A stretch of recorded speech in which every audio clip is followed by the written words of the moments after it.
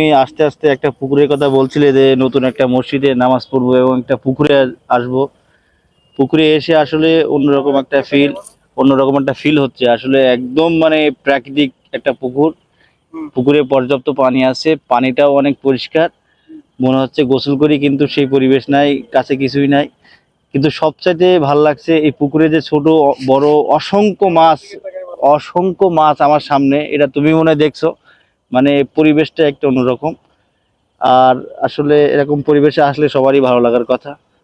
একদম উন্মুক্ত গ্রামীণ পরিবেশ, ঠিক আছে, শহরের ভিতরে অন্যরকম একটা গ্রামীণ পরিবেশ। সামনে কিন্তু ন্যাম ভবন।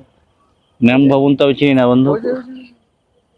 ও আচ্ছা আচ্ছা, হ্যাঁ, আমরা ন্যাম ভবনের পিছে, তাই তো? আচ্ছা আচ্ছা, সংসদ ভবনের সামনে ন্যাম ভবনের পিছের সাইডে আছে, তাই তো? একদম গ্রামীণ পরিবেশ, আবাসিক, সম্ভবত আবাসিক কোয়ার্টার এটা। আর মাছগুলো আসলে দেখতে অসম্ভব সুন্দর লাগছে, কারণ মাছগুলো আমার সামনেই ভাসতেছে, ঠিক আছে, আমাকে দেখে ওরা যাচ্ছে না এবং খেলা করছে, দেখো বন্ধু। যেহেতু আমাদের বাড়িতেও আমাদের ঘের আছে, মাছ দেখছি, কিন্তু এইভাবে দেখি নাই কখনো।